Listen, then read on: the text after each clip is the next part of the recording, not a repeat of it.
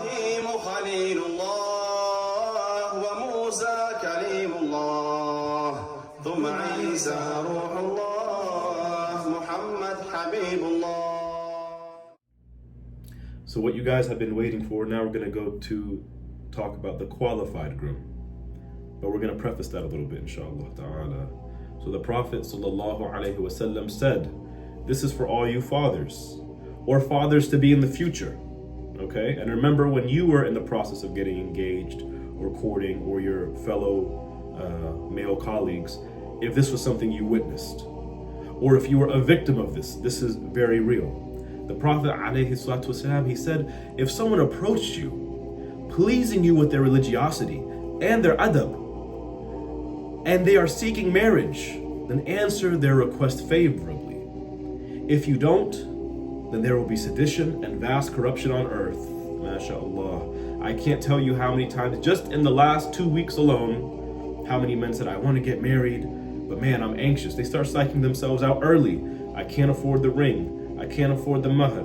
I can't afford the luggage. I don't have money yet for a house. I can't afford the wedding. I can't afford the honeymoon. I can't afford her debts, or whatever they put in their mind, and they make all these barriers from getting married. But sleeping around in Tinder is free. Maybe I could take her to Taco Bell or whatever they think. They think of the cheap way out instead of being solution oriented. So the men have to protect their organs from haram. They have to be solution oriented. They have to be God conscious. They have to have the taqwa in their dealings. At the same time, it's a two-way relationship. Right? Didn't the Prophet ﷺ say, for the men to lower their gaze and for the women to dress modestly? It's a two-way street, right? Likewise, the men, they have to have discipline. And fathers, they have to say, the Rasul ﷺ, he knows better than me. Because how many men, because marriage was difficult, the process of trying to even get married, not because, maybe because they're not as wealthy, they don't have as much education, or they're not from this exact tiny little village from the same country as the other person they're seeking out. And so, in the meantime, they're doing a lot of corrupted actions, pornography, sexting, being players, being dogs. They're saying, hey man, you gotta get it how you live, or whatever phrases they carry on from hip hop and TV, and they try to make that their lifestyle. Some hide it, some are open with it. So many times when trying to choose between two matters, right? You guys heard of FOMO, right? One would be afraid to make a decision out of fear of later regretting this decision. For example, a father saying, this guy's good, but maybe a better suitor will come. Maybe someone with more money, or more knowledge, or more social prestige will come. You guys do it for your social life, right? You guys do it for vacations. You guys do it for many things. So it's no different than in marriage. Many women will reject qualified men. And when I say qualified now, I'm speaking in a personal sense, like in a sense of personal taste. The man is handsome. The man has a good career. He has good adab. He's not socially awkward. He's financially stable. In fact, he's thriving. But why settle down? I'm so young. I have time. Let me live my life. And when the girlfriend say, girl, you have time. And they say so many words, and there's a domino effect in the society. So don't delude yourself to think it has no effect. So they start thinking, what if I regretted this later? And I start blaming myself. I became a mom, I became a dad so young, while all my friends are traveling to Bali and posting their life on social media. Slight tangent here. In psychology, they say people post online the life they want to live. They're posting as if they're having a great time with their husband or wife because they want to have a great time with their husband or wife. They're posting themselves in a Gulfstream or first class to show people, I want to live this prestigious lifestyle, and I want you guys to acknowledge I live this lifestyle. It's no different from marriage. It's not real. You guys don't live in reality if you think like that. MashaAllah. So when a person makes their decisions based on Habibullah alayhi salatu wasalam, on his advice, they would not regret that. No matter what the outcome is. Even if the marriage was difficult, you had no other married friends to interact with, Or people condemn you gave your daughter away to this person. Man, there's so many other suitors. Or they make it a racial issue. It's not just about not marrying your Arab daughter to a black man. Even within the same country, people may not marry their child because this person is from this city and this person from this city. Even if they're from the same city like Harar, which family are they from? MashaAllah. The people put a lot of barricades. Don't go down the rabbit hole. This is the advice I beg of you. Do not go down that rabbit hole of there's no good women are shallow, men are dogs, everyone's racist. You only need one person. You only need one person. You don't have to be a social justice warrior and speak out against all the fathers who won't give their daughters away, or all the women who are saying no. Ask yourselves, be honest, am I someone who I would want to marry? Do I have good manners? Do I carry myself with good hygiene? Am I responsible? Am I goofy? Am I reliable? And even if you have all of these good traits and you're still having some obstacles, isn't that the case with anything in life? You have a great resume, but you can't find the job or your dream job immediately. Well, so you can choose to complain and be a negative person and talk about how everybody's an evil person, or you could be solution oriented. You could be humble. You can try something called tawakkulullah, relying on Allah instead of relying on these fathers to give. Allah can flip the hearts anytime. SubhanAllah. Because when you follow the way of the Rasul ﷺ, when you took this decision, you took it with the intention of doing something in accordance with what the Prophet ﷺ taught. So it becomes a sadaqatul jariyah for yourself, if you will. So long as you are going around conducting yourself in this way, following his methodology to the best of your ability, and not going off and listening to what some rapper or podcaster is saying, then you will not regret that decision. The Prophet ﷺ, by this, is teaching his nation not to look at the poverty of the person or how much he can pay for the mahr. Look at his religiosity, and if he is pleased with that, then look at his manners, and if you found these two conditions to be satisfied, then answer his request favorably. How many times, whether yourself or your uncle or your sister or whoever, they had money and they lost it? And how many times, did someone have no money and then they came up? But when you hear about these divorces, these frictions, what does it boil down to? This person may have the look of a practicing Muslim. Oh, I thought he was religious. Why? He went to the Musalla? You saw him at the ICNA convention. He was reciting Ya Hannana, Ya Mannana, and he's in a Sufi gathering, so he must be a good person, mashallah. Very, very, very surface level barometer in judging. SubhanAllah. And judge by the actual religious guideline. Does this person have knowledge? Because when they don't, that is usually the issue I see in the marriages. And our mashayikh have described, and the fuqaha have documented in the books when they talk about the husband was treating his wife like this, or the wife was treating the husband like that. And I'm going to mention this later on, inshallah. This is for the men. Treat your wife with respect. This is advice for myself and for you. And if you fall out of love with her because of her bad manners, don't break her. Return her to her father with adab, with akhlaq. Go by the religion. If you don't like her, khalas, you want to have a competition? Who can out-trick the other? Who can out-hurt the other? You emotionally detach here, then you connect to your side piece. I'm gonna tell you what people are doing, but they don't want to talk about. That's the reality of it. Love her, respect her, be patient. Remember, it's not like your friend. Your friends, you can have an issue, but you don't stay in their bed every day. You don't stay in their bed every day. Your bank accounts are not connected. You don't have to go to your friends' family barbecues and this person's functions, but with your spouse, you're interconnected, so it requires a special level of patience. MashaAllah. I love my friends. Doesn't mean I would want to live with them. MashaAllah. You have to think. If you don't like her, you advise her. And if you feel like, all right, I'm in a tight situation, khalas, Don't start putting, let me put it in a more favorable way.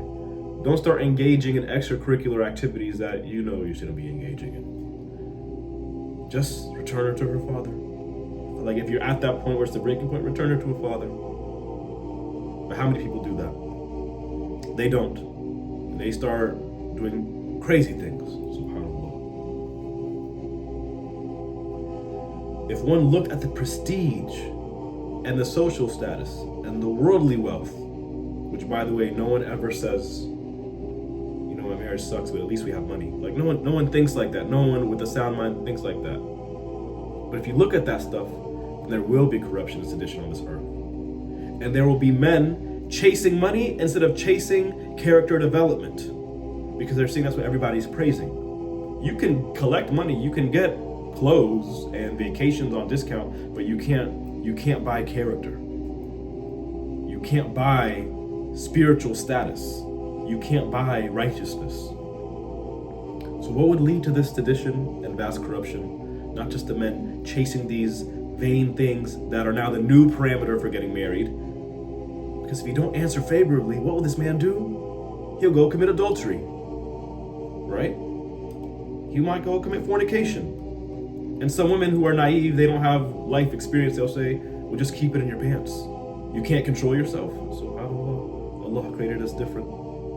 There are things that men don't understand about women. I know you're doing this as women, but why? And likewise, women, they don't understand some things men do, but we're two different creations. As soon as you try to internalize that, you won't have to, play these guy versus girl games. So he might go commit adultery. Or what happens is even deeper. This is even deeper. MashaAllah. He might marry someone who's not suitable to be a wife or raise children. These good women, they're rejecting him for no valid reason. I don't feel like it. The fathers are saying no for no sound reason. And because this guy just wants to get married, okay, he doesn't want to commit haram directly, like zina, but he will marry someone who's not suitable for being a wife. In millennial terms, she's not wifey material. She's not fit to raise children. And then these children, they won't be raised according to the sacred law, and that would create a generation of sedition and corruption. The Prophet ﷺ, he's thinking, he's prophesizing as prophets do. So then now you have this domino effect. It may not affect your generation immediately, but for sure it'll follow up in the next generation. SubhanAllah. The Prophet ﷺ, he sacrificed his life for us to have these kind of advices, and we throw them behind our back. He is, ﷺ, the most compassionate, the most kind, and the most caring, and the most merciful of people to his nation. This is why I love salawat and dhikr. We learn about him without realizing it, and it gets stuck on our tongue. Rahmat bala khil ma'am habib zo Muhammad le, Ra'uf rahim ba'yo habib zo Muhammad le. Rahmat bah la khil ma'am habib zo Muhammad le. Allah sent him with mercy. Habib zo Muhammad le, his beloved Habib Muhammad alayhi salatu wasalam. Ra'uf rahim ba'yo habib zo Muhammad le. So in Surah Tawbah, in the 128th verse, Allah subhanahu wa ta'ala named the Prophet ﷺ Ar-Ra'uf Ar-Rahim, the most compassionate and kind, and the most merciful and caring. SubhanAllah. The scholar Sa'id ibn Musayyib was married to the daughter of Abu Hurairah. You guys know Abu Hurairah. And he was not a companion. He had a student that missed the class for a couple of days. Allah. When that student returned, Sa'id asked him, why was he absent from the class? And when you hear these kind of hadith, it's very hard to hold back. I cried the first time I learned this hadith. It's heavy. It's heavy. Take it in. If you've been multitasking, just at least for this hadith, take it in with no distractions. And then take a step back and ask yourself, who does this nowadays? So Sa'id stopped showing up to class. So he said, Sa'id asked, my apologies. Sa'id asked the student, why was he absent from the classes? So the student told him, my wife passed away and I was busy with the funeral arrangements and such. So Sa'id said, why didn't you tell us? We would have been there with you, yani, to support you through this hard time. So this student, yani, this widower, a widower is one who loses their spouse, yani their wife, to death. A widow is a woman who loses her husband to death, and a widower is a man who loses his wife to death. So this widower sat, and after the lesson, he wanted to go home. Before leaving, Sa'id asked him, did you remarry by any chance? So he said, may Allah have mercy on you, but who would give me their daughter in marriage when all I have is 2 or 3 dirham? Allah. Just so you guys know, 1 dirham is 2.97 grams of silver, right? Let's just say 3 grams, approximately 3 grams. So this man had 6 to 9 grams worth of silver in wealth. A gram is a paper clip, yani, so 9 paper clips max worth of silver. He said, who would give me their daughter? I only have 9 paper clips worth of silver. So Sa'id asked him, if I offer you my daughter, would you accept? Allah. So the widower was surprised because the son of the ruler wanted to marry his daughter. Yani, to me, that's what he's thinking. So the widower asked him, you would do that? To which Sa'id said, yes, I would. So they conducted the marriage contract. So this now former widower, yani we'll refer to him as this new groom, he went home because he was fasting that day. Can you imagine? Imagine. This is, think of a wealthy, respected scholar or sheikh of your organization. And he heard that your wife died. And you're broke as a joke. You have cobwebs in your bank account. And he says, I'll give you my daughter, no problem. And so after nikah, there's no doner kebab, there's no halawa. You go home. Imagine I imagine like a New York apartment at this time. 1 brick accent wall with like dust on the floor, a couch with a stain or no couch at all. And really let it become illustrious. Illustrate it in your mind so you can see the reality of the scenario. So he went home that day after his nikah. Why? Because he was fasting. So he wanted to break his fast. And what did he have in his house? His small square footage space. He just had bread and olive oil. Then he heard a knock on the door. So imagine, right? You don't have fancy clothes on. Maybe you have a wife beater, right? A white or black wife beater. And you're eating bread and oil for iftar. And you hear a knock on the door, so, you wipe your mouth, subhanallah. You don't expect anyone to come. You're poor, you don't host people. So he heard the knock and he answered, and Sa'id, yani his new father-in-law, was the last thing on his mind, because for 40 years, Sa'id would only be between his house and the masjid. So when he saw it was him, you can imagine the look on his face, right? Probably had some breadcrumbs like inside his mouth. He didn't even finish eating. So when he saw him, Allah, he thought Sa'id had changed his mind about the marriage. Actually, I changed my mind. I don't want my daughter to marry you. That's what was going through his mind. Look at him. So the groom asked him, why didn't you tell me that you needed me? I would have come to you, yani, instead of you coming all the way to my house. And Sa'id, Allah, how does this not make you cry? He said, you are more deserving to have me travel to visit you. Look at this humility, this rahmah he's treating his new son-in-law. So the groom said, what do you order me with? Yani, so what do you need from me? What can I do for you? So Sa'id said, I was thinking, you were a single man, your wife died, you just got married. I hated the thought of you staying home alone, despite being a husband now. So I brought my daughter, i.e. your wife, to you. So imagine, the same illustration I described. You're breaking your fast with bread and oil. You don't have much going on for you financially. You didn't expect this great religious figure to come. First, you didn't expect him to give him your daughter, to give you his daughter. And then he walked all the way to your house. And he's a busy man. He's always going masjid home, masjid home. And so his new wife was standing behind her father. So she went inside and Sa'id left. He didn't go inside to say, "Are you providing for my daughter well? Let me know if he doesn't make you happy." This was not because he didn't care about his daughter. This is because he followed the hadith of the Prophet ﷺ.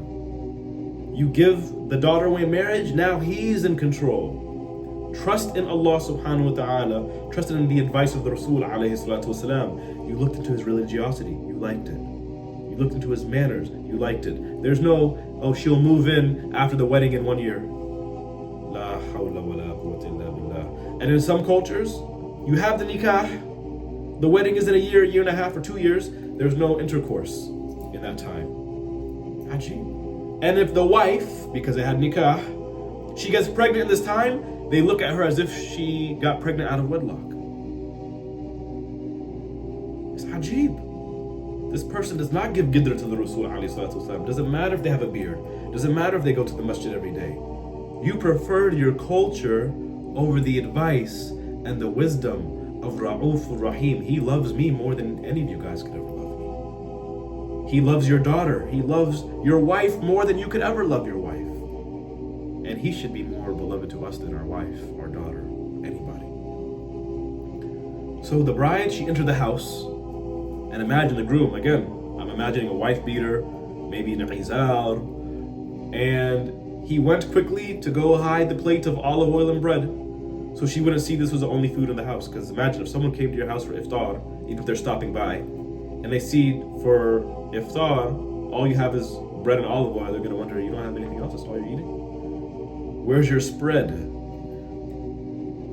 So he went to his roof, and he called over the neighbors. So when they came, he told them, I got married, to which they were surprised. They said, she is for you? And he's like, this is your wife?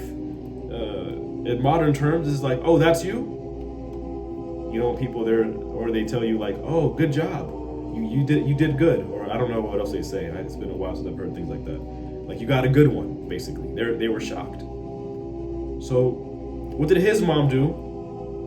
I'm sorry in advance for those who have mother-in-laws from Elm Street. But she didn't come and start sizing her up. She came and she started tending to his new wife and her new daughter-in-law. She started taking care of her. And the groom said, yani this new groom, he said when he entered upon his newly wedded wife, yani in their bedroom, later on when everyone left, he found her to be one of the most beautiful women, one of the most knowledgeable women in the ta'wil of the Quran and Hadith. And she was also knowledgeable regarding the rights of the husband. She was not a spinster. You guys know what a spinster is? A spinster is a woman who a father is so desperate to give her away because she's older, like in her late 30s, 40s. It's not to be degrading, Annie, but this is the definition of a spinster.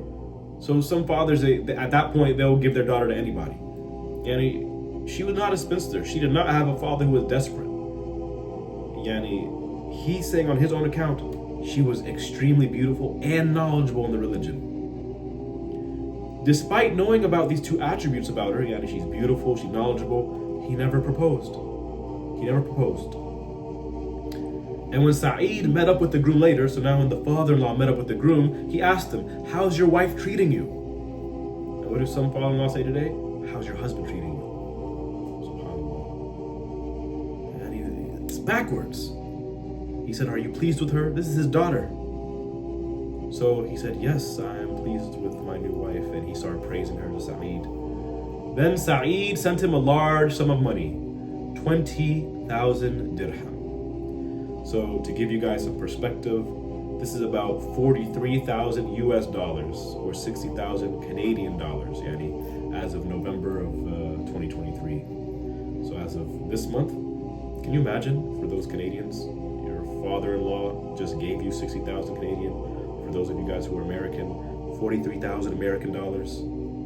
Think about that. That's down payment for a house. Maybe you can pay off your car notes, student loans. People burn through that for just the mahar and the ring, subhanAllah, instead of thinking for their future. We'll talk about that later when we talk about the mahar. So think about that. This prestigious man suggested his daughter marriage and had a mahar of 2 or 3 dirhams. I told you that's like 9 paper clips. That's approximately $4.50 to $6.50 USD. 450 to 650, yani not 450, 450, $4.50, $6.50. This was a mahr. And then he gave all his wealth, yani all $6.50, and now he's getting 43K in American dollars. Her father did not say, yani Maulana Sa'id did not say, this is a poor man, how will he provide or support my daughter? Yani the wise person, and unfortunately wisdom is not a widespread attribute. The wise person wants the peace of mind. Yani how many fathers they regret in silence. They don't talk about it with their friends. They keep it in the family. They regret it because they don't have peace of mind with the type of person they married their daughter to. Because if you actually think about it, even if you know this guy from the community or the masjid, he's a stranger. Yani, let me put it in this way, because I've heard a lot of men and women say, I've seen her on the masjid and she seems good. Or the musalla. Who has bad manners at the musalla? Yani, like, let me put it in this way. Who is that foolish to act out of the masjid? It's like at work. Some people are not the brightest bulb in the bunch. They don't know how to act at work. But most people can have some composure. So the people at your local masjid are essentially strangers. Or at these dawras, or at these seminars. So the wise person wants the peace of mind because his daughter's leaving into the house of an actual stranger when you think about it. So this peace of mind comes by marrying her to a righteous person, someone who's God conscious. Even if they fall short here and there, yani their way of thinking is, I need to follow the way of the Rasul alayhi salatu wasalam. And I promise you, I know a lot of wealthy people, money does not ensure you peace of mind. I know a lot of mothers, because mothers also need another place, they push their daughter to go for a wealthy man. And because the father doesn't have a backbone, he gives in. And it does not bring peace of mind. And they say, Ya Allah, what happened? How did this come to be? The Prophet ﷺ, he showed us how to think when speaking about worldly matters in the hereafter. When speaking about the worldly matters, he said, it is enough for Bani Adam to have a few bites to sustain him. He had 7 to 9 bites, for example, of food. When Sayyidina Umar was upset seeing the marks on the Prophet's back, والسلام, from sleeping on like a straw or bamboo mat, the Prophet والسلام, told him, I don't seek anything in this world from the worldly matters, and I am not chasing after material things in this world. I am just a traveler, I'm just a rider, seeking shade under a tree that I will soon leave to continue my journey. But many people nowadays, even amongst the Muslims, they do the opposite. For the things related to the hereafter, they would say, tell me only about what is haram if I don't do it. Yani, tell me my obligation, that's all I want to know. As for the worldly matters, they want to get more and more. They don't stop after that first 10K. Then it's on to 100,000, 250,000, stock options, etc. And again, I know many wealthy people who are very honest. Do you think getting $1 million will make you stop? When the Prophet ﷺ, I trust him more than I trust you, I trust him more than myself. He said, if you gave a mountain of gold, yani the size of Mount Uhud, for example, Bani Adam, yani us, would say, I need 2. I need 2 mountains of gold. People don't set a stopping goal. So it is the same story with people we spend time with. Some people, they hang out with those who have the same material wealth as them. So they compete.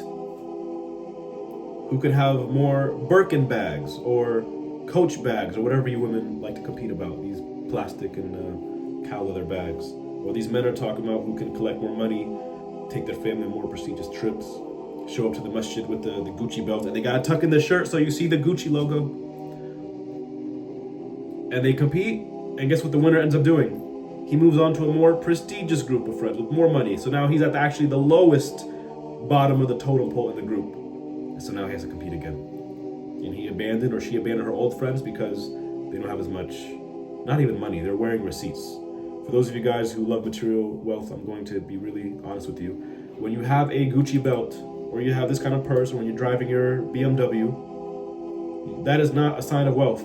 That is your receipt of money you used to have. Wealth, as cliche as it may sound, is of the heart and is money you have in the account. And there's barakah in wealth when you seek it in the blessed means, when you utilize it in the blessed means. But you just spent $100 for a t-shirt, a white t-shirt, because it says Banana Republic on it. Actually, it doesn't even say Banana Republic, it just looks like a white Hanes t-shirt. That's a receipt of what you used to have. You're just competing with other people and you're never gonna feel satisfied. If I am wrong, wallahi, I beg of you, you correct me, you let me know. Actually, I compete and I feel good. I'm always going and doing retail therapy and I feel good about myself. I'm a happy person, I'm content. It doesn't exist. But when it comes to religion and obtaining knowledge and doing the recommended things, people say, if I have time. But when it comes to work, running errands, cooking, and cleaning, no one says, if I have time. There's some people, they won't take their children to the Sunday or Saturday Islamic school where they learn fiqh and aqidah because they say, I don't know if I have time to take them, but they have time to take them to soccer practice. They have time to take them to grandma and grandpa's house. Yeah, it's good to play sports, it's good to go visit the family, but at the expense of your religious knowledge? Then 20 years later, what do you say? Ya Shaykh, fix my son. Well, can you please talk to my daughter's husband? He's going haywire, he's beating her. Sounds like a personal problem. And some people, they seek the means and they just get caught off guard. But you degraded the religion. I'm not saying you committed kufr, meaning here's a religious advice and you always saw the exact opposite every single time. What did you expect was going to happen? If the Prophet ﷺ says this is the road of wisdom and you take this road, yeah, he didn't say that's the road of wisdom. What did you think was going to happen? So may Allah facilitate for us to still serve these Muslims and to protect us from not making wise decisions. It's not like we're saying it's your problem. You got what you asked for and we leave them be. No, but we want them to know this is a result of the blood on your hands. You chose to say my idea and my culture is better than the Rasul ﷺ's advice, although he didn't use those exact words. There's a sense of urgency with the worldly matters, but a very lackadaisical demeanor when it comes to the holy matters. Is this clear? A man, he came to Hasan al-Basri, one of the greatest scholars of the Salaf, and asked him, who do I marry my daughter to? Hasan al-Basri, or is he a nobody too? Marry her to someone who's righteous. If he loved her, he would honor her. And if he disliked her, he truly doesn't like his wife, at least he would not be unjust to her. Now I'm hearing kuffar say this. Hasan al-Basri said this how long ago? Over 1,000 years ago. Now the kuffar, what are they saying? To the groom, to the new husband of their daughter. Love her, take care of her, but if you don't like her, bring her back to me. Don't break her. And people are liking these TikToks and setting it around. Allah, you don't want to give qidra to the Rasul ﷺ and those who follow him. This is what it means to be Ahl Sunnah wal Jama'ah. Not just Al Jama'ah, the majority in creed, not just the majority in fiqh, majority in lifestyle. He said, marry her to someone who is righteous, because if he loved her, then he would treat her with honor. And if his heart disliked her, it happens, there's no hard feelings, nothing personal, he would never be unjust to her. The righteous person knows that he is entrusted with a woman. It's an amana. The Prophet ﷺ, before he left this earth, not right before he died, but I'm saying, one of his hadith was, I strictly prohibit you from falling short in fulfilling the needs of two vulnerable, easily exploited cohorts of people, the orphan and the woman. Don't exploit orphans, and many of us don't interact with orphans. Maybe some of us do. But women, we see them every day. So for you women who want to say, what is that supposed to mean? I'm strong, I'm a strong woman. Yes, you're a strong woman. But you can still be exploited. And it's very interesting. A lot of women, it's almost as if they want to be like men. You stay in your, I compete with coworkers, for example. I don't compete with my supervisors. There's two different lanes. right? I want a certain type of respect from my peers, but to expect that same exact type of respect from my parents and their peers is not the same, right? There's different levels of responsibility and authority and leadership. So these women, they think this hadith degrades women. What do they do as a result? They compete with men. They make independent choices. My dad can't tell me anything. My boyfriend can't tell me anything. My fiance can't tell me anything. My brother, he's overbearing and protective. Then they make a bad mistake. This isn't women bashing. This is for the women who are actually intelligent. And they say, you know what? I actually want to learn from this route from the Prophet ﷺ instead of figuring it out by myself at my expense, at the expense of my peace and happiness. These women, they'll make their bad choices. They go for the bad boys. They listen to the bad influences. And then these strong, independent women, these are their words, how they describe themselves. They say, he tricked me. They're always blaming the man. So how bright are you if every time you make a bad choice, you're blaming the man? So it seems like he outsmarted you. In other words, he exploited a part of you that is easily vulnerable. It's not degradation to women. Just like elderly people, they can be exploited. Just like wealthier people, they can exploit someone who's not as wealthy. If you are in a vulnerable class, then acknowledge it. And if you are in a class where you can take advantage of the vulnerable and you're in the position to, don't even think about it. The Prophet ﷺ, he strictly prohibited us from such. So in the 19th verse of Surah An-Nisa, Allah subhanahu wa ta'ala says, and live with them in goodness. The best of men are those who treat their wives in the best way with compassion and mercy. And the good husband is humble towards his wife. You guys know what it means to be humble? Opposite of arrogant. Don't look down on your wife. Don't be condescending. Merciful, just like you would be to a 2-year-old little girl or 2-year-old little boy. Meaning that level of mercy. We're not calling these wives like toddlers. That's not what it means. But for those with weak understanding, that's what they're going to perceive. That's all they're going to take. He pardons her if he makes a mistake. Don't we want to be pardoned when we make a mistake? Again, a real mistake. We're not talking about let her slide every single time she makes the same mistake over and over and over again. But even then, still show rahmah, still show compassion. And this is the one that a lot of people in their 20s and 30s, they can't control themselves with. He does not retaliate with bad if something bad happens. And he uses wisdom in his actions with her. You know your wife in the middle of an argument doesn't like you leaving the room because she feels insecure. It starts coming in her mind, you're abandoning her. Don't go to the gym for 2 hours, and when she's texting you, where are you, blowing up your phone, you say, don't worry about it. You're playing mind games to make her think, to give the impression, don't say, I was just at the gym, what are you talking about? Don't say that 2 hours later. Giving the impression that you're leaving her, or you're gonna go blow off steam in a haram way, or you're going to a hotel to gather your thoughts, and then when you come back from the hotel, you pack your bags and you kick her out, or you leave yourself. Don't play mind games with your spouse. Nobody wins when the family breaks down. Nobody wins. And again, you treat your spouse good, not because, they treat you good.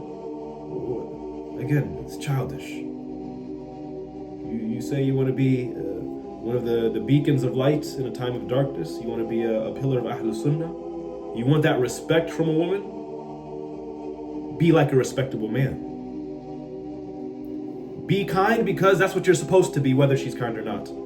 And if she can't get the message in 1 year, 2 years, 5 years, 10 years, you see what you can do. You see if you can be a better leader, be a better communicator. And if you decide to end the marriage, khalas, with honor, with dignity. Don't play mind games. Don't throw her off guard. Don't text her we're divorced when she's at work. Talk about a sucker punch. Don't change the locks on her. Be smart. Take into consideration your wife's strengths and weaknesses. Many ignorant Muslims treat their wives in an inappropriate and unlawful way. There's a difference, by the way, with having a certain style of leadership. Some leaders are very easygoing. Some are strict. Some have a blend of both. Some are very collaborative with their family members, even their children. What do you think we should do today? We have this family issue. What do you think, son? What do you think, daughter? Yani they include, there's different types of leadership.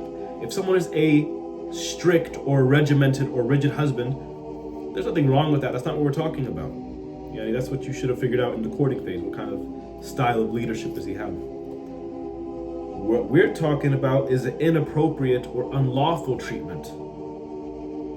They transgress and go beyond the religious boundaries.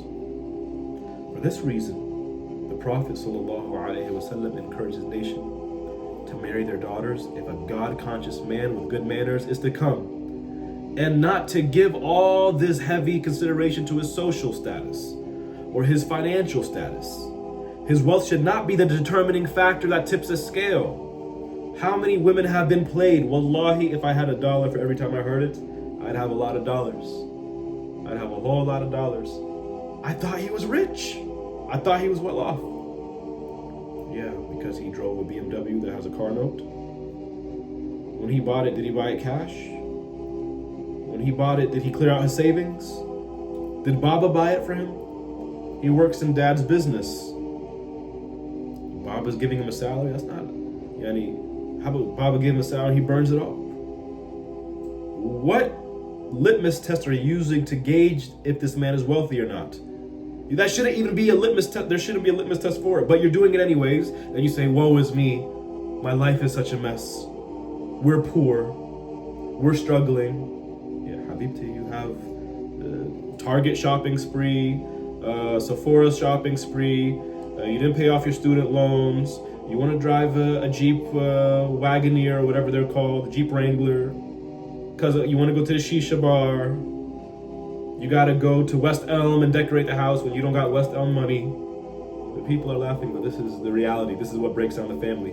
You're more concerned about how you look and how your house is decorated than decorating your marriage with good akhlaq. Husbands and wives, they're both guilty of it. So wealth should not be the determining factor. If he does not have much to offer as a mahr, this should not be the determining factor. And if I am wrong, or if your father thinks I'm wrong, or your sheikh thinks I'm wrong, then ask him, what is the correlation? We're not challenging, we're not trying to have a standoff, just a statistic. What is the correlation between a high mahr and the marital success rate? As far as divorce and actual satisfaction. Because people can stay married, but are they actually satisfied in their marriage? What do those statistics look like? What do those numbers look like? Be objective here. The religion and the manners are what consideration should be given to. Not that, oh, she's too religious, she might be boring, I want a fun wife. Again, fun wife, fun men, fun women. This is not going to be known in public. Who acts their true selves in public? Most people don't, right? Why would you show your goofy side at work? Why would you show your romantic side at the masjid? Why would you show your generous and forgiving side at the community barbecue? It doesn't make sense. Why would you wear your heart on your sleeve for the whole world to see?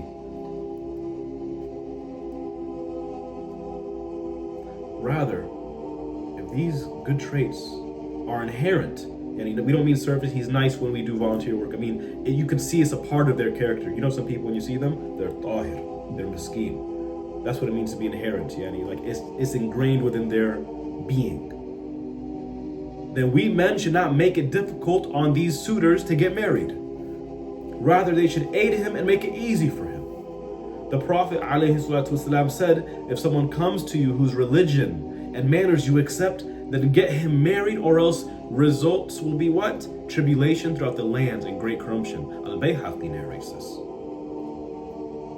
If people do not get such people married because of their desire for men who possess wealth and status or popularity towards people, i.e. evil eye magnets, this will cause corruption in the lands and ruin the manners of the women and men. Because if they cannot get married, then they will also partake in the mayhem. So we mentioned several times previously about the qualified groom. When we talk about the qualified groom, or being qualified, we're not referring to him being a wealthy person, for example. In the religion, the priority is the religious status and the akhlaq of the person. So if someone is a good potential spouse, the bride, before she becomes a bride, needs to check the piety of the groom, and this groom needs to check the piety of the bride. And how much effort does she put in to be a good practicing Muslim? or Muslima. The Prophet ﷺ said in the hadith narrated by Tirmidhi, if a suitor asks to marry your daughter and is righteous with good manners, then do not reject him. If you do so searching for someone powerful or wealthy, etc., this will result in a lot of corruption or mayhem or chaos on this earth. Yani, this means in your community. It doesn't mean like, okay, now it's gonna go across to China. Yani, bad tribulations will occur as a result in your community. Because these rejections are happening around you, so the mayhem will envelop around you. This is the third time I said the hadith, because this hadith is overlooked.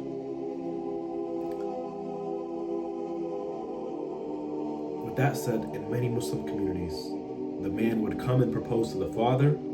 He would ask for the daughter's hand in marriage. Now the question is the father obligated to give his daughter's hand in marriage or not? For those who want to rush and name call this father who doesn't allow his daughter to marry you, he doesn't do it, again we go back to the religion. So the question is he allowed to say, I don't want her to get married and I will keep her at my place? Does he have a religious responsibility here in this matter? Yani, is he obligated to give away his daughter? Well, one looks whether the man who's proposing has a similar standing to the woman or not. Yani, similar standing, if you want to use that as a proper noun, just like qualified groom. Are they of similar standing? So if the suitor did not have a similar standing, then the guardian is not obligated to give his daughter away in marriage. So if that's what's mentioned, then what's understood is, if they do have a similar standing, then he is obligated. He's actually obligated. It would be haram for him not to give away his daughter. A lot of men are probably dropping their jaws at this masala. So when talking about a similar standing, this doesn't mean it's required for the validity of the marriage. If they don't have similar standing, she's a princess, he's a janitor, the marriage is valid if they get married. The pious woman, she can marry the major sinner. The female doctor can marry the unemployed man, the one who's in between jobs. We're not talking about validity. What we are answering is, for those who are familiar with fiqh, we're not talking about is it valid or invalid, this nikah. We're saying if a man came to propose and the woman wanted to get married, this woman wants to get married and she has no opposition to this man, is the guardian obligated to approve, or he could say, I don't want her to get married now, like a lot of foolish fathers say, my daughter, she's in school, let her finish school. Whether she goes to school and home, she has a social life, she has a life outside of school. As if getting married will derail her. Subhanallah. So to determine this, one looks to see if the 5 conditions of a qualified groom, al-kafa'a, are met. If all 5 are not met, then the woman has the right to refuse the marriage. Because some women say, when we spoke about earlier, they were asking, wait, so with these conditions, the father can force her to get married? Well, we spoke about the qualified groom. If these 5 conditions, if just one of them is missing, she can refuse the marriage. In other words, this means if the grandfather or the father gives away his daughter or his granddaughter in marriage without her consent, and the husband does not satisfy all 5 conditions of a qualified groom, then such a marriage contract, not only is it haram, it's invalid. You're not married. You are not married. Bismillah. So we're going to go a little bit over the hour. Right now we're at the hour mark, maybe an hour, 5 or 10 minutes just to explain it, and we'll close it. If you guys have to leave for whatever reason, no problem. But we're going to talk about these 5 conditions right now of the qualified groom. The first one out of the 5, and this one has subcategories or branches if you guys are visual people and you want to do like 1A, 1B, 1C, etc. The first one, for the husband to be free from 5 disqualifying medical defects.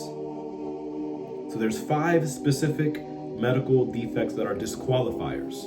So the grandfather or the father cannot enforce the marriage without her permission if any of these exist in the groom. The first one is insanity. You guys know the religious definition of insanity, not like, oh, he's so crazy, he's insane, meaning like he's wild. You mean like he loses his faculty of mind. Even if it's only temporarily here and there. We don't mean like consistently insane, yani he's madlub consistently, even if it's here and there. if he has this qualifying medical defect, then marriage to him without her consent is invalid. Al-Judam. So the second one is Al-Judam, an illness by which the organ turns red, then black, then it crumbles and falls off. This is a very strong and repelling illness. From my research and that of Shaykh Ra'id Hafidhullah, he thinks it's necrosis. I also am inclined to think it's necrosis, but I don't know. I still have to look into it. But Al-Judam, where the organ turns red, then black, then it crumbles, it's very repulsive. Al-Baras, this is the third one. This is an ugly whiteness. We don't mean being albino, not al-bahaq. That affects what? The skin and the flesh underneath the skin.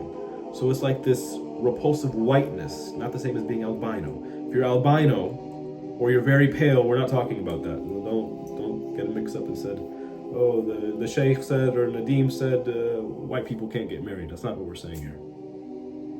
Al-Jabu, this is the fourth one. For the penis to be partially or completely absent, to the extent that what remains is smaller than a gland's penis, or the glands, the head of the penis.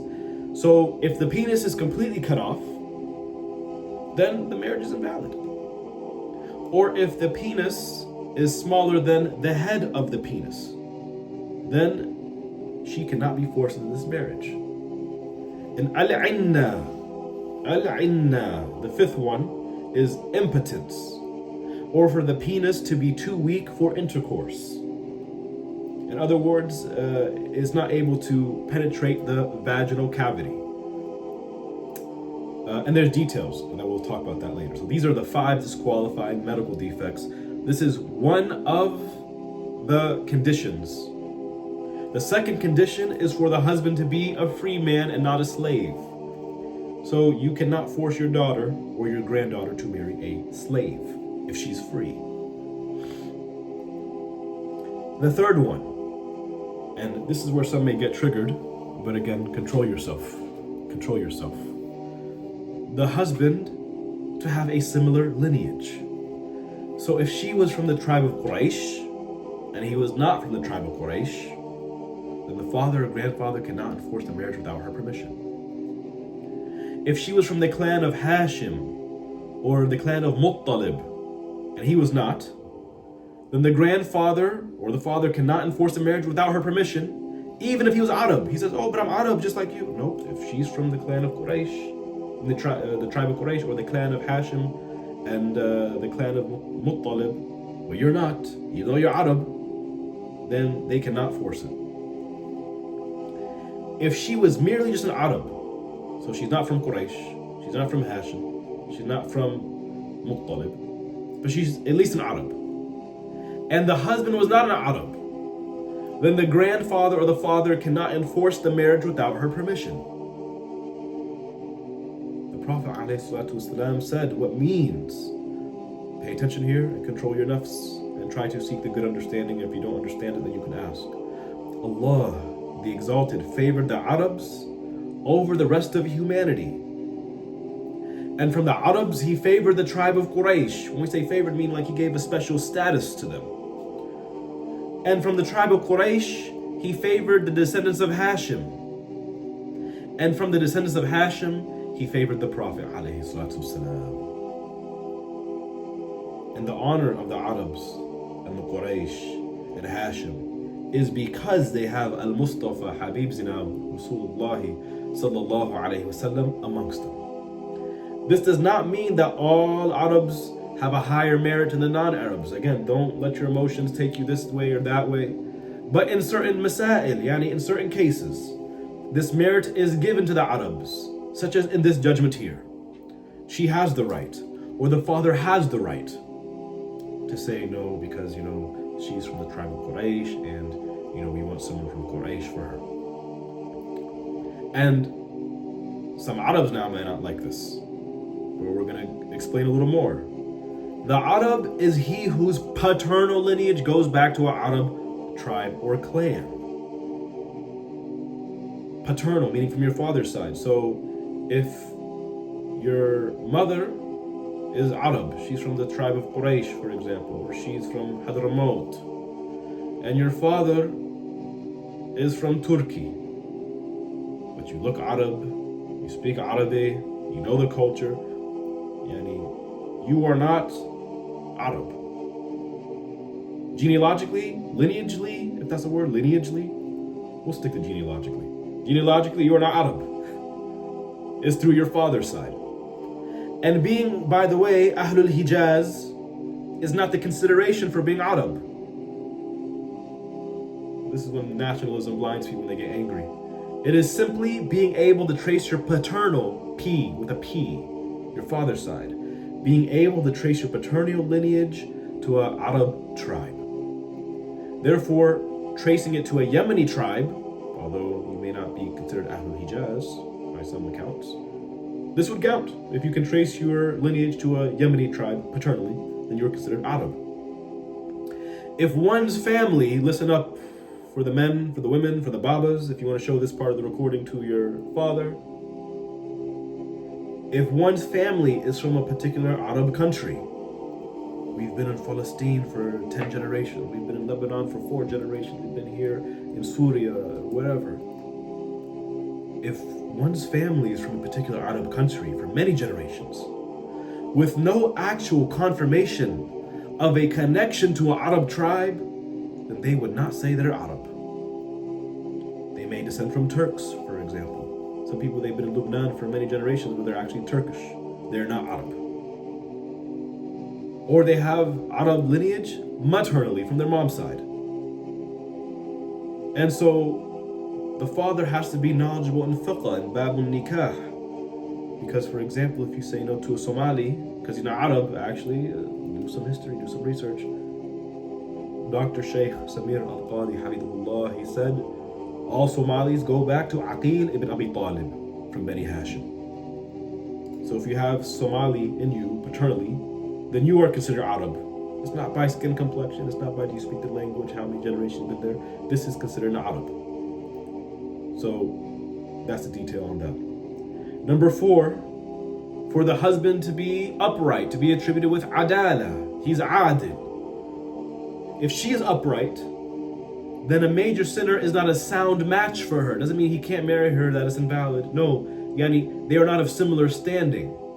So if she's attributed with adala, she's a righteous woman, she doesn't commit major sins, etc. We described adala. Then they cannot enforce the marriage without her permission in this case. And number 5, for the husband to have a similar profession as the father of the bride. There are certain jobs that are considered, for a lack of better words, lower status.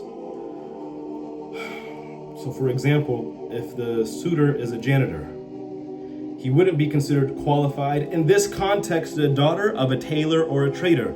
Again, this does not mean he has no value, he's worthless. We're speaking in the confines of this judgment. And we'll talk about it maybe in the next session. There are many wisdoms to this.